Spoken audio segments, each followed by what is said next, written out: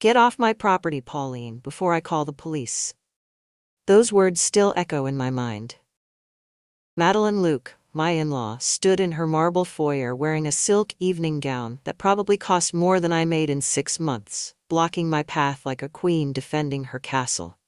Her voice carried that cold authority that comes from generations of inherited power. Behind her, through massive glass doors, I could see 20 family members gathered around a roaring fireplace.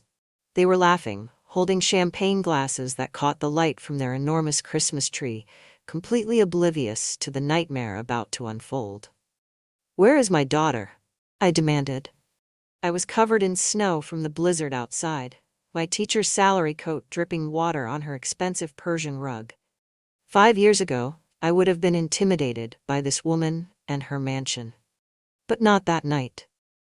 Madeline's smile never wavered, warm on the surface but ice cold underneath. "Naomi, your daughter is exactly where she needs to be, learning some very important lessons about appropriate behavior." That's when I heard it. A soft sound from outside. Tapping, like someone knocking weakly on glass, barely audible over the wind and snow. I pushed past Madeline, ignoring her outraged protests, and followed the sound around their mansion, my heart pounding so hard I could hear it in my ears. What I found in the snow beside their fountain made my blood turn to ice. If you want to know what I found, make sure you subscribe because you won't believe what this family has been doing to my daughter for 5 years. But first, have you ever had that gut feeling something was wrong with someone you love, but ignored it because you didn't want to interfere? Because that's exactly what I did. And it almost cost me everything. My name is Pauline Bennett, and I didn't raise my daughter to be anyone's victim. But to understand what happened that Christmas Eve night, you need to know who we were before the Luke family got their hands on my Naomi. After her father died when she was 12, it was just the two of us against the world. I was a high school English teacher, barely making ends meet on a teacher's salary, clipping coupons and shopping at thrift stores, just to keep us afloat. But I made damn sure Naomi knew she could be anything she wanted in this world. I told her every single day that her dreams mattered, that her voice mattered, that she had the power to change things. And she believed me. Naomi chose journalism, and she threw herself into it with everything she had. She graduated from Northwestern with honors, landed a job at the Chicago Tribune covering environmental issues. This girl was fearless. She'd camp out at city council meetings for hours until she got the story, chase down corrupt officials in parking garages, spend weeks investigating corporate pollution that was poisoning entire neighborhoods. By 26, she was winning awards for her investigative work, making a real difference in people's lives. I was so proud of her I could barely contain it. Here was this young woman who grew up with nothing, and she was taking on billion-dollar corporations and winning. She had fire in her eyes and steel in her spine. Then she met Charles Luke at a charity gala she was covering for the Tribune. Charles was everything I wasn't. Handsome, charming, smooth as silk. He came from one of Chicago's oldest families, the kind of people who had streets named after them. Their construction company, Luke Construction, built half the city's skyline. When he started pursuing my daughter, calling her every day, sending flowers to the newsroom, taking her to restaurants I couldn't even pronounce the names of, I was happy for her. She deserved someone who appreciated her brilliance. She deserved someone who could give her the life I never could. The engagement happened fast, 6 months after they met. The wedding was like something out of a fairy tale, held at their family estate with 500 guests, a full orchestra, more flowers than I'd ever seen in one place. I felt like Cinderella's stepmother in my department store dress, completely out of place among all that wealth and elegance. But Naomi was radiant. She glowed with happiness. "He loves how passionate I am about my work, Mom," she told me during the reception, spinning around in her designer wedding dress that probably cost more than my annual salary. "He says he's never met anyone like me." I hugged her tight and told her how happy I was for her. But looking back now, I should have paid closer attention to exactly what Charles meant when he said he'd never met anyone like my daughter. Because I'm about to tell you what the Luke family did to her, and it's going to make you sick. The changes started so subtle that I almost missed them. 3 months after the honeymoon, Charles suggested Naomi consider freelancing instead of her demanding Tribune schedule. We want to start a family soon. Wouldn't it be nice to have more flexibility? It sounded reasonable. Loving. And Naomi, head over heels in love, wanted to be the perfect wife. So she left the Tribune. Charles set up a beautiful home office, floor-to-ceiling windows, expensive desk, latest equipment. It looked like a dream workspace. But what I didn't realize was how isolated it was. No more newsroom colleagues with hot tips. No more after-work drinks with sources. No more tight-knit community of journalists who had her back. She was alone now. Then Charles's mother Madeline got involved. Old Chicago society through and through.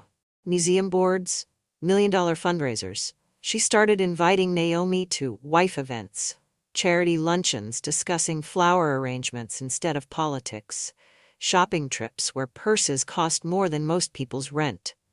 You need to understand how our family operates, dear, Madeline would say in that sweet, condescending voice.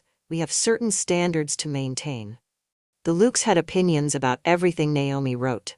Her environmental stories were too political. Her corruption pieces made Charles uncomfortable. At business dinners, Madeline suggested lighter topics, lifestyle pieces more appropriate for her position. Slowly, my daughter's fire died out. Within 2 years, the woman who'd confronted CEOs about toxic waste dumps was writing fluff pieces about charity galas. I tried voicing concerns during our monthly dinners. Are you happy with this work? She always defended Charles. He's protective, Mom. He wants what's best for our future. Then those monthly dinners became every other month.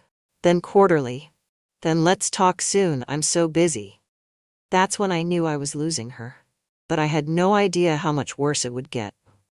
By year 3, my daughter was completely unrecognizable. The sharp, confident journalist I raised had become this quiet, nervous woman who apologized for having opinions. She gained weight, lost that spark in her eyes that used to light up when she talked about a story she was chasing. When I visited their townhouse, she served me tea from Madeline's heirloom china while shaking hands, and spent the entire time talking about Charles's work, Charles's business deals, and Charles's family events. Never her own work. Never her own dreams. I'm thinking about taking a break from writing, she mentioned casually during one visit, like she was talking about changing her hairstyle. Charles thinks I should focus on getting pregnant. My heart stopped. Naomi, you've wanted to be a journalist since you were 15 years old. Remember when you interviewed the mayor about the school budget cuts? You were so proud of that story. She looked at me with this confused expression, like she was trying to remember someone else's life. That was different, Mom. I was young, naive. I didn't understand how the real world works. Those weren't her words. Those were someone else's words coming out of my daughter's mouth. The final red flag came when Naomi stopped returning my calls completely. I'd leave voicemail after voicemail, and nothing. I'd send texts and they'd go unread. So I did what any worried mother would do. I showed up at their house unannounced. Charles answered the door with that practiced charm of his, that smile that never quite reached his eyes. Pauline, so good to see you. What a lovely surprise. I want to see my daughter, Charles. She hasn't been returning my calls. Oh, Naomi's resting, he said smoothly, not moving from the doorway. She's been having some emotional struggles lately. You know how women can get. Madeline found her a wonderful therapist who's helping her work through some issues.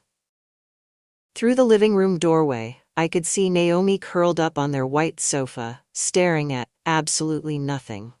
She looked like a ghost of herself.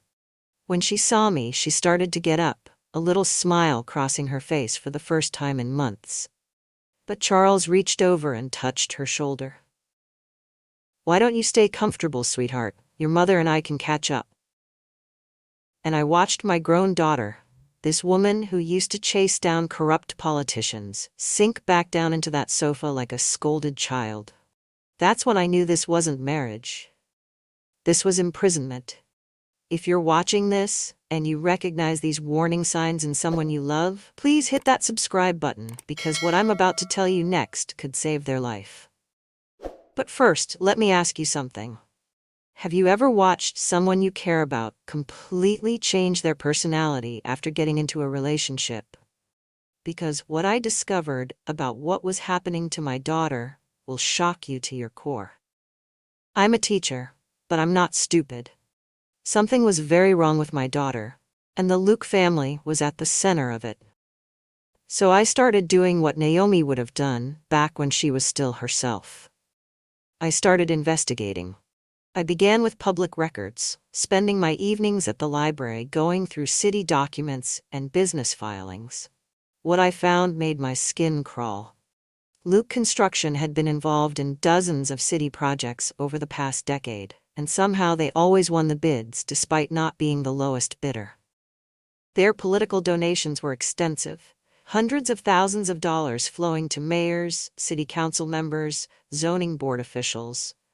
Their social connections ran even deeper. These people had their fingers in everything. But it was a chance encounter at the library that changed everything. I was hunched over a computer, researching the Luke family history, when this man at the next terminal leaned over and said, "You researching the Lukes too?" His name was Nicholas Rivers, a freelance journalist who'd been trying to investigate the Luke family for years. We grabbed coffee, and what he told me made my blood run cold. "They're untouchable," he said, stirring his coffee with shaking hands. "Every time I get close to a story about their business practices, my sources disappear. Witnesses suddenly change their minds. Documents vanish overnight. I've been working on this for 3 years and I've got nothing concrete." "What kind of business practices?" I asked. "Bribery, environmental violations, bid rigging, you name it. But here's the thing that really disturbs me." He leaned across the table, lowering his voice. "I've heard rumors about how they handle the women who marry into the family. There's supposed to be some kind of manual, actual written protocols for managing wives who might cause problems. They call it Project Prometheus." My coffee cup froze halfway to my lips. I thought about Naomi's transformation, her sudden personality changes, the way she'd gone from a fearless journalist to someone who apologized for having opinions. The systematic isolation from everyone who'd ever supported her independence. "I need to see that manual," I told Nicholas. He laughed bitterly. "Impossible. If it exists, it's locked away tighter than their financial records. I've been trying to get inside their organization for years. They're like a fortress." That's when I made a decision that would change both our lives forever. "What if I could get you inside access?" Nicholas stared at me like I'd lost my mind. "How could you possibly do that?" I thought about my daughter sitting on that white sofa like a broken doll, and I felt something steel inside my chest. Because I'm not just some random journalist trying to expose them. I'm the mother of one of their victims, and I'm about to become their worst nightmare. Nicholas introduced me to Anthony Patrick a week later, and I knew immediately we'd found our secret weapon. Anthony was this quiet, methodical tech specialist who'd helped other journalists break major corruption stories. He had this way of speaking in precise, careful sentences, like every word mattered. The kind of person who could find digital fingerprints that others missed completely.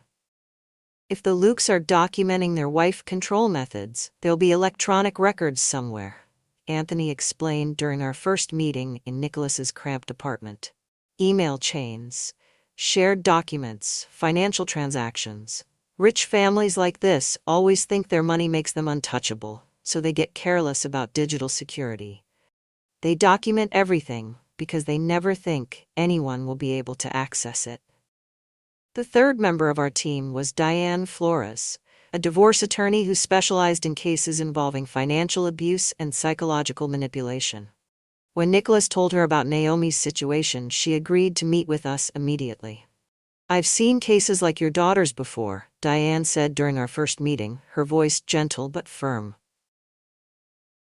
Wealthy families often use systematic isolation to control inconvenient spouses. They make the victim financially dependent, emotionally isolated, and psychologically unstable. Then if the victim ever tries to leave, they look like the unstable party in divorce proceedings. But Naomi isn't trying to leave, I pointed out. She doesn't even seem to realize what's happening to her. Diane's expression grew grim. That's the most dangerous stage, when the victim has been so thoroughly conditioned that they believe their abuser's version of reality. Getting her to see the truth will be the hardest part of all of this. We spent the next 6 months planning. Anthony worked on penetrating Luke digital security, looking for weaknesses in their computer systems. Nicholas cultivated sources in the construction industry, trying to find current or former employees who might talk. Diane prepared legal strategies, researching precedents for cases involving systematic psychological abuse. And I did the hardest job of all. I waited and watched and documented every single sign that my daughter was disappearing. I kept a journal of every phone call, every canceled visit, every time Naomi's voice sounded different. I took photos when I could see her, documenting the weight gain, the way she held herself, the dead look in her eyes. I saved every text message, every excuse Charles made for why she couldn't see me. Because I knew that when the time came to save her, I was going to need proof of what they'd done to my daughter. And I was going to make sure the whole world saw it. Christmas Eve dinner at the Luke estate was supposed to be Naomi's final test. Madeline had been coaching her for weeks on proper topics of conversation, appropriate responses to business discussions, how to be seen but not heard, how to be the perfect Luke wife. But Naomi had been a journalist for too many years to completely suppress those instincts. According to what she told me later, the conversation at dinner turned to Luke Construction's latest project, a luxury development that required demolishing a historic neighborhood where families had lived for generations. When Charles mentioned casually how they'd handled the community opposition, something inside my daughter stirred. That old investigative spark that they'd been trying so hard to kill. She made what the Luke family considered a fatal mistake. She asked a question. Handled how exactly? I thought the environmental impact study was still pending. The entire table went silent. 20 family members, all dressed in their Christmas finest, suddenly stopped eating and stared at her. Madeline's smile became glacier cold. Charles's face flushed red with embarrassment. Naomi, sweetheart, Madeline said in that smooth, condescending voice, you know we don't discuss business at family dinner. Perhaps you should focus on topics more suited to your background. But Naomi, perhaps feeling a flicker of her old self for the first time in years, pressed further. I just think it's important to consider the community impact of development projects. Those families have lived there for generations. That's when Charles's uncle Daniel, the family patriarch, set down his wine glass and spoke in the tone you'd use with a misbehaving child. Naomi, you're embarrassing yourself. And us. Perhaps you need some time to think about appropriate behavior for family gatherings. What happened next still makes my blood boil. They set my daughter outside, in the middle of a December blizzard. No coat, no shoes, just her thin dinner dress, and the instruction to think about what you've done wrong until she was ready to come back in and apologize properly. Like she was a 5-year-old who'd spoken out of turn. The family went back to their Christmas carols and their expensive desserts, laughing and celebrating, while my daughter sat in 12-degree weather, slowly freezing to death, because she dared to ask one question about their business practices. That's when Naomi managed to call me, her voice barely a whisper, shaking so hard she could barely get the words out. And that's how I ended up standing in Madeline Luke's foyer at midnight, covered in snow and absolutely done with being polite to these monsters. When I got Naomi to the emergency room that night, the doctor treating her for hypothermia was absolutely horrified that anyone would leave a person outside in those conditions. 12 degrees, he kept saying, shaking his head. 12 degrees in a dinner dress. She could have died. As Naomi warmed up under heated blankets and the shock began to wear off, something incredible happened. She started talking. Not about the dinner or the punishment, but about everything.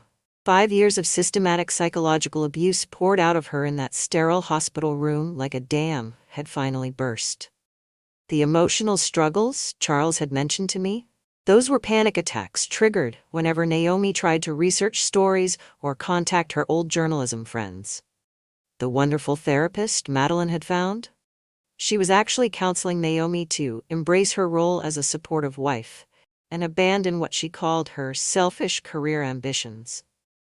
The weight gain, the lost spark, the confusion I'd observed over the years, all of it was symptoms of long-term psychological manipulation designed to make her doubt her own perceptions and capabilities. "They have a whole system, Mom," Naomi whispered, still shivering despite the heated blankets wrapped around her. Madeline showed me documents. Actual written guides for helping wives adjust to family expectations. She called it helping me reach my full potential as a Luke woman. My blood turned to ice. What kind of documents? Psychological profiles, ways to identify problem behaviors, methods for redirecting a wife's energy toward appropriate channels. Mom, they had a 300-page file on me. They knew exactly which buttons to push to make me doubt myself. That's when I knew Nicholas's rumors about Project Prometheus were true. This wasn't just emotional abuse. This was systematic, documented psychological warfare. "Naomi, I need you to listen to me very carefully," I said, taking her hands in mine. "You're not crazy. You're not overreacting. What they've done to you is abuse, and it's criminal, and we're going to stop them." For the first time in years, I saw a spark of the old Naomi in her eyes. Pow! I pulled out my phone and called the team. "It's time," I told Nicholas. "We're implementing the plan." By morning, we were going to war. If you think this story is intense now, make sure you subscribe, because what we discovered about the Luke family's operations is going to blow your mind. Anthony's months of digital surveillance paid off immediately. Within hours of Naomi agreeing to help us, he accessed the Luke family's shared server systems. What we found was worse than we'd ever imagined. Project Prometheus wasn't just about controlling wives. It was a comprehensive system for managing anyone who might threaten the family's reputation. Complete with psychological profiles, manipulation techniques, and contingency plans for problem individuals. Naomi's file was 300 pages long. It documented every aspect of her personality, her weaknesses, her triggers, specific phrases designed to make her doubt herself. "You're being too emotional. You're embarrassing yourself." They documented her menstrual cycle to know when she'd be most vulnerable. They had strategies for isolating her from each friend, customized approaches for every relationship they wanted to destroy. But Naomi wasn't the only victim. There were files on other family members, business partners, even city officials who'd been managed over the years. The real treasure was the business corruption evidence. Decades of bribery, environmental violations, bid rigging, all meticulously documented because the Lukes never thought anyone could access their private servers. Diane moved like lightning on the legal front. Within 24 hours, we'd obtained restraining orders against Charles and Madeline, secured Naomi's belongings, and filed for expedited divorce. Nicholas coordinated with major newspapers. The Chicago Tribune was particularly interested in how one of their former reporters had been systematically silenced. Within a week, we had enough evidence to destroy the Luke empire completely. But more importantly, we had my daughter back. The real Naomi was emerging from 5 years of psychological prison, and she was angrier than I'd ever seen her. And when an investigative journalist gets angry, powerful people should be very afraid. The newspaper expose ran on New Year's Day with the headline, "The Luke Files: How Chicago's Elite Family Weaponized Marriage and Manipulation." Naomi co-wrote the story with Nicholas, her first byline in 3 years. The fallout was swift and devastating. Federal investigations were launched into Luke construction. The city council opened hearings into decades of suspicious contracts. Madeline Luke resigned from every charitable board she served on. Charles tried to fight the divorce, claiming Naomi was having a mental breakdown and couldn't be trusted to make decisions. But Diane documented everything: the medical records from Naomi's hypothermia treatment, the psychological evaluations showing long-term emotional abuse, the Project Prometheus files. The judge wasn't impressed. "Mr. Luke, leaving your wife outside in freezing temperatures, as punishment for expressing an opinion, is not the behavior of a concerned husband. It's the behavior of an abuser." Naomi got everything: the townhouse, half of Charles's trust fund, and most importantly, her freedom. 6 months later, my daughter was working as an investigative reporter for the Washington Post. The spark was back in her eyes. She'd lost 5 years of her life, but she'd found herself again. The night I found Naomi shivering in that snow was the night I stopped being patient and started being her mother again. Sometimes the people we love need us to fight battles they don't even know they're losing. The Lukes thought they could erase my daughter's identity. They forgot that she was raised by a woman who taught high school English for 30 years. I know the power of words, the importance of truth, and the difference between a story with a happy ending and one that just stops. If this story inspired you to never give up on someone you love, please subscribe. And tell me in the comments, would you have also done what I did to save my daughter?